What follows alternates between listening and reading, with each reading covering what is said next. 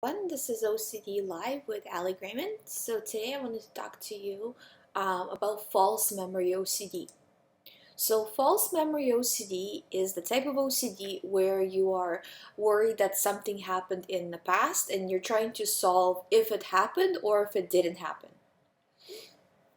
And I mean, I've been talking to people for a long time, helping them with OCD, and I can tell you that not once has false memory OCD ever come true. Like the person thought it was false memory OCD and it turned out to be true.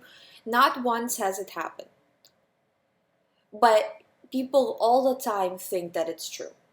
Or not so much even think that it's true, but worry about the possibility of it being true. Because on some level, just by sheer experience of you dealing with the same thing over and over again, you know that really it's not true, but it's always that the possibility of what if. Well, what if it's true? Well, how would I deal with it if it's true? And the because the consequences seem so great to the person, like if it is true that they will lose everything, and that is what scares them and makes them want to try to solve the situation further. So the way you deal with false memory and the way you overcome it is you really have to push through these things, these visions and these images from the what you think is from the past, because they're not really from the past. They're all just created. And somebody asked me a question, if it's something we create. Yes, it is something we create. And these creations of the mind can be from just maybe you saw something like walking down the street or something in the movie, or you've dreamt about something even if you consciously don't know that you dreamt about it. It's just, or it could be a variation of all of those, like the person is from there and the situation is from there, and then you came up with the thought from there and part of it was from the dream. So it creates things that are it's more probable for it to create something that's based on just something, um, or it could just create things out of thin air as well and just strictly using your imagination. So once you get over false memory OCD, once you start doing the right things, such as incorporating the ERP techniques, not paying attention, incorporating mindfulness techniques, you will start to feel better. And when you start to feel better, you probably already know this because the person asked me, do you still worry about the thoughts? Like, do you know that they were false? Or do they stay unsolved? Mm, you don't worry about it anymore. And the need to solve it to a 99% chance, or to a 100% chance from a 99% chance that it's not true, it stops being there, basically. So if before you were worried that, well, what if that possibility of it being true and I have to solve it and I have to figure it out, now you think that, you know what, it's really, it doesn't even make sense, it's not true, that's not very likely. So you don't know for sure, but at the same time, you don't need to know for sure anymore. That need is gone because logically you understand that the situation is just, it's not realistic, it's not likely. So you don't need that proof anymore. That's in if you don't, if you can't solve it. But most of the time I do find that because the situations are kind of simplistic in their nature, most of the time, that once the emotions go away from the false memory OCD, that you don't feel that fear anymore, because it's the fear that keeps the you feeling like it's true. Once the fear goes away and once you stop feeling like it's true, the logic part takes over, and you know that you see that it wasn't really, it was never true. So it starts to make much more sense when you take the emotions out of the situation.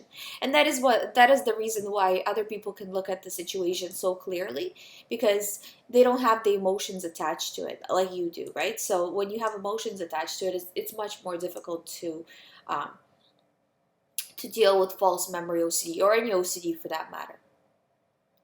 So another thing I wanted to talk to you about is how do you do the recovery from false memory OCD? I think we covered it in one of the earlier shows, but honestly, false memory OCD is a very, very common type of OCD. Very common. I mean, they're all pretty common. Like the religious one is common, the sexual one is common, the harm one is very common, and the harm one goes along usually with all of the other ones. So it could be harm with false memory, harm with religious, harm with sexual, harm with um, like a cheating OCD, something like that. So it's all of these kind of themes intertwine, and the reason why they do is because we have been conditioned, like as a society, we've been conditioned that these things are the worst things that can happen. And because of there's only say like 20 things that are the worst things that can happen, usually the person will go from one thought to another thought to another thought. And with false memory OCD, it's the same thing, that if, say, your false memory is intertwined with, for example, religion, you will worry about something on that subject. Or if your false memory, and it's going to go from like one thought about false memory and religion to another thought with false memory and religion, like within the same theme. Or it can switch to something else. But it's very predictable. You know that you had this type of false memory before.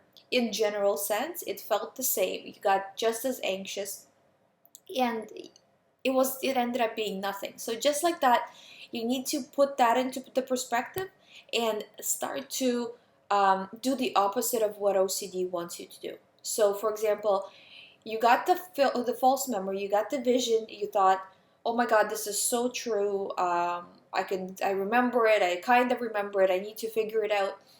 And you're going over it, and that is the worst thing you can do. So you need to say to yourself very firmly that you're not going to go over this situation anymore. Because I'm telling you, I know it's really hard, but you can't get over it and continue to do the analyzing at the same time.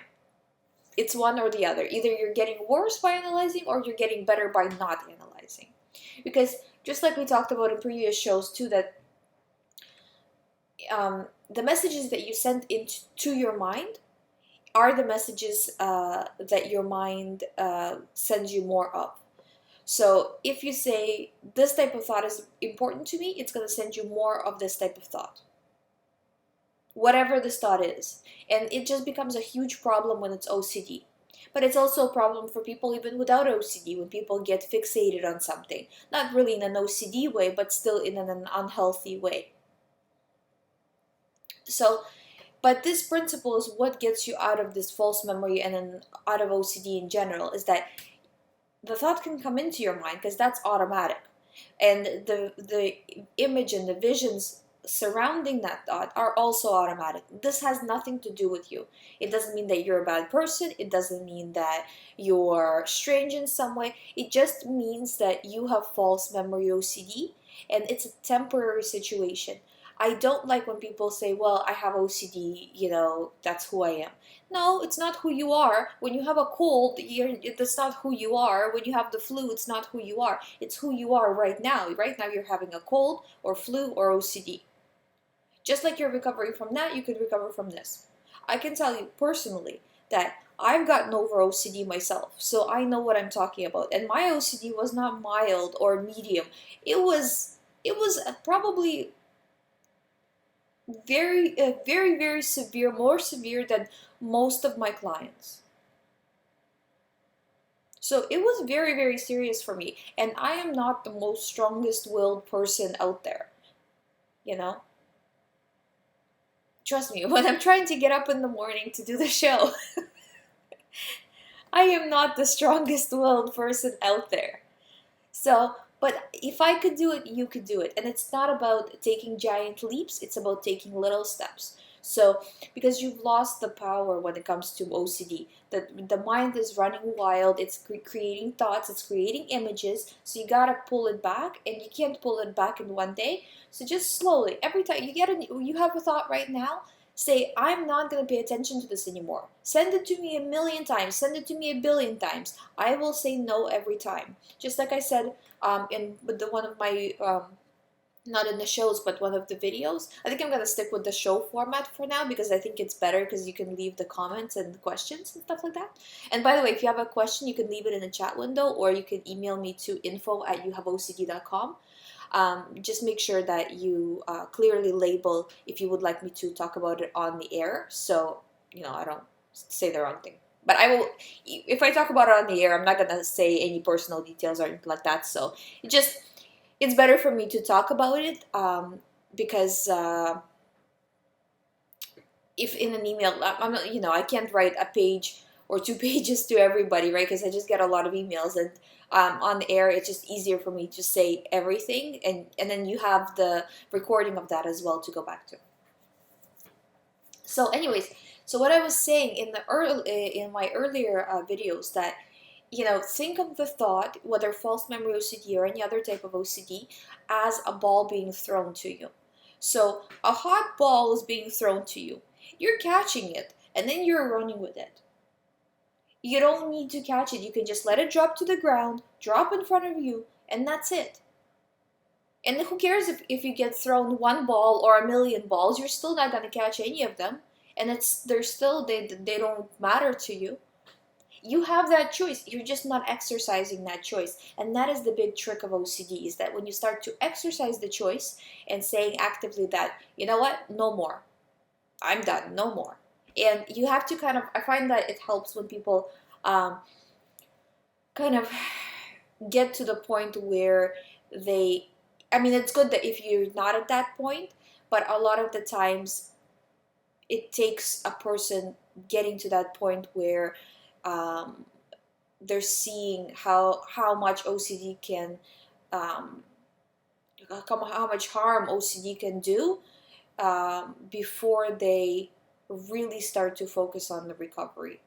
And I see that a lot, that a person will, and myself included, that, like when I was having OCD, it's like when you have a little bit of OCD thought, you don't really kind of feel like you need to deal with it. So it starts to get worse, because it's like, oh, well, it's just a thought, like you worry about it for a day or for half a day, and then you just move on.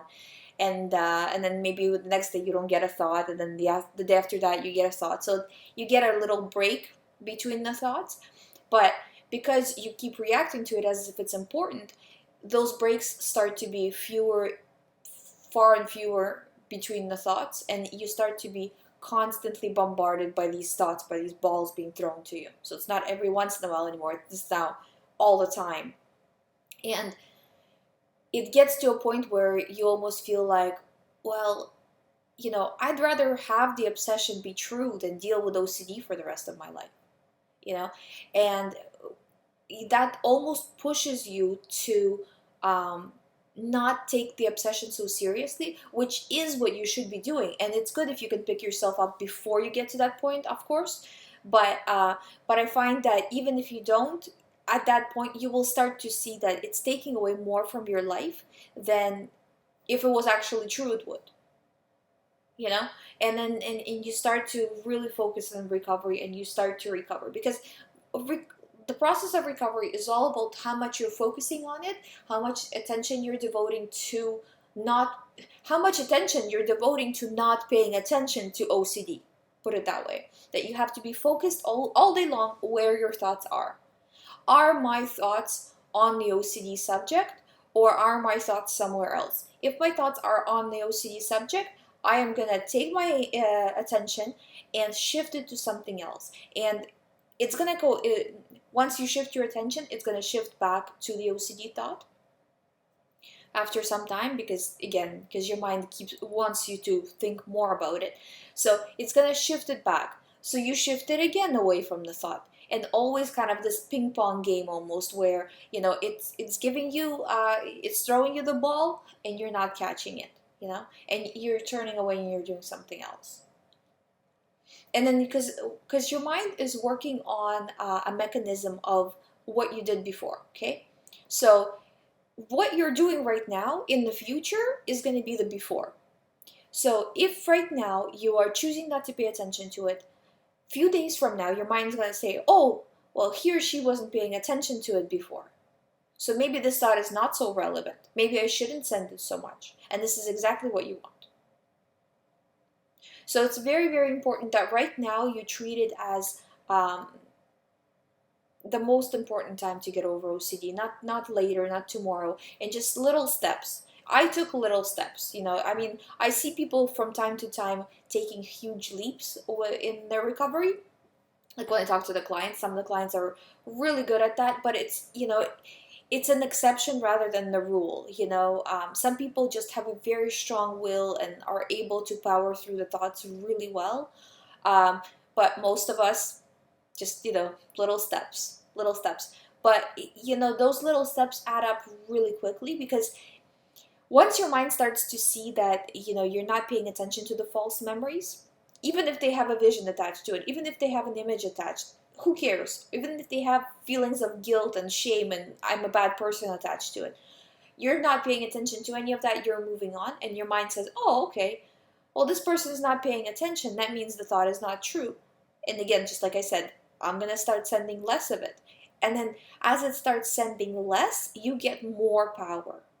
And with that more power, you are able to pay less attention to the thoughts, even more so, because you have more power to do it than when you started out. So in this way, the start time is the most difficult time. I know, when I started talking to a new client, and they always kind of apologize to me for talking so much, and it's like that with every single client pretty much. And I always tell them, I'm like, don't worry about it. Yeah, I'm here for you as much as you need me, and you will come to a point where you'll be able to do it on your own. And nobody believes me ever.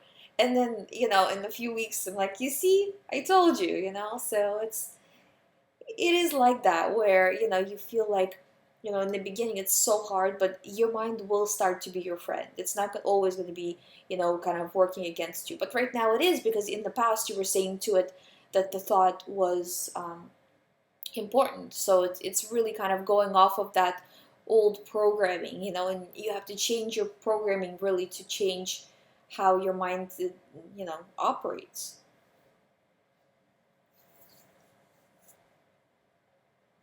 So I hope this was helpful to you. If you guys have any questions, please let me know. And tomorrow I think we're gonna do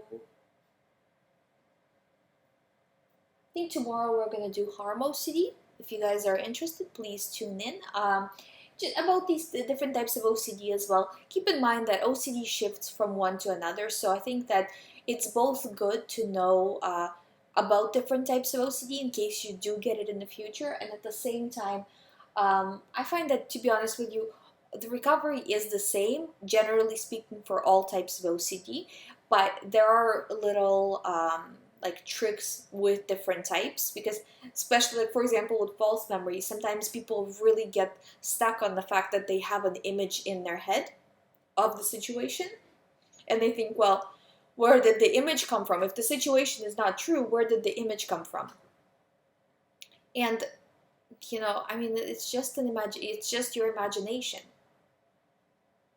That's where the image came from. And like I said, it could have something to do with something you saw, or something you imagined, or something that was on the news and you changed it around slightly, or something in the movie, or something in the dream, or something somebody told you, or it could have none of that, and it could be just strictly your imagination.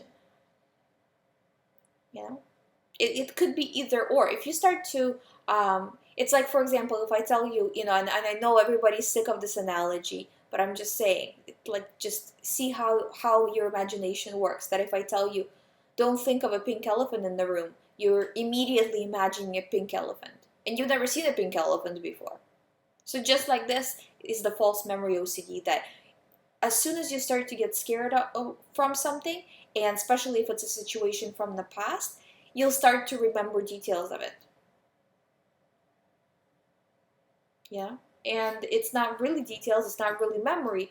And the other thing I kind of want to warn you about, though, is that if you start to really analyze the thought for a long time, and you start to do the wrong things, or you continue to do the wrong things, then your mind can get confused to the point where it will really believe that this is part of the memory, and will kind of store it as a memory.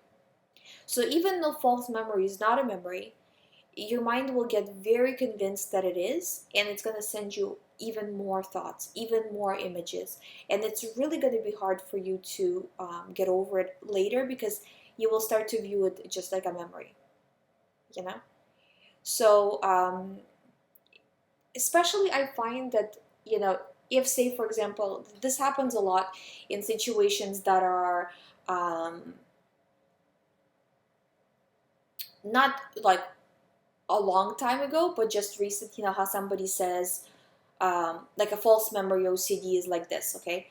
The person is walking by in, say for example, I don't know, on a street or in a shopping center or something like that, and they feel they walked by somebody and they feel like, oh, what if they like touched them like inappropriately as they walked by them or something like that. And the more they start to go back to the situation, and this could have happened like moments ago, right? That they think that it happened moments ago, and they start to go back to the situation and analyze, well, where was the person? Well, was the person looking at me? Well, did they say something? Did I feel like I touched them? Like the feeling how, like when you, like on your fingers on your hand, right? Like do you feel like you touched them? Um, all of this type of stuff. But the more you worry about it, the more you think, oh, I think I did feel something, and it does feel weird, and you know, I think they kind of looked at me, and you know, the more you start to base your future thoughts on that, that say, okay, well, they looked at me. You don't know that they looked at you, okay? But now you're going further. So now you're saying, well, they looked at me, and I don't know how they looked, and what if they, you know, and and then after a while of repeating that they looked at you, you start to forget that in fact that they didn't look at you, and that was just a false assumption based on a false memory, you know. And you can really build this up like this to, you know, as tall as you want to, you know, really. And it's really hard to undo that later, because if you, as you're building it up and as you're seeing it get scarier and scarier for you, you just get more panicked, and it's, you know, it could take days, or, you know, depending on how long you're thinking about it, it can take a long time to undo. So it's very important that in the moment not paying attention to it, and then after you have gone through the situation, and after, you know, like if it's been some time that, you know, like this is from a while ago, what you think is happened, um, just pick it up now, because every day that you're not making it better, you're really making it worse. So say it doesn't matter if it's been weeks or years, just say, from this moment on, I'm not paying attention to this side any longer. This is false memory OCD. I am choosing to live my life and not deal with this anymore. I promise you, if you do this and you stick to that kind of mantra and just keep repeating it, then you will start to feel better very quickly, and feel like you're recovering, and feel the false memory leaving you, and feel easier about it, you know. And then as you feel easier, you'll start to see through it, that it's really false, that there was nothing here to worry about in the first place. So also guys, I know I have a lot of questions that I haven't gotten to. I will get to them tomorrow. I just really kind of wanted to address the false memory today, because I've gotten quite a few questions on that. And tomorrow we'll take care of the rest of the questions, and like I said, we'll probably go over harm OCD, and then we'll do sexual OCD after that, probably. That's what I have on my schedule here.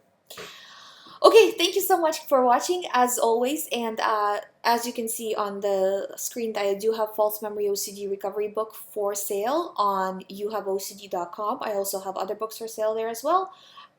If you would like to schedule a private session with me, again, you can do it on youhaveocd.com. If you would like to ask me a question, you can email me privately to info@youhaveocd.com. Thank you so much for watching, and I'll see you tomorrow.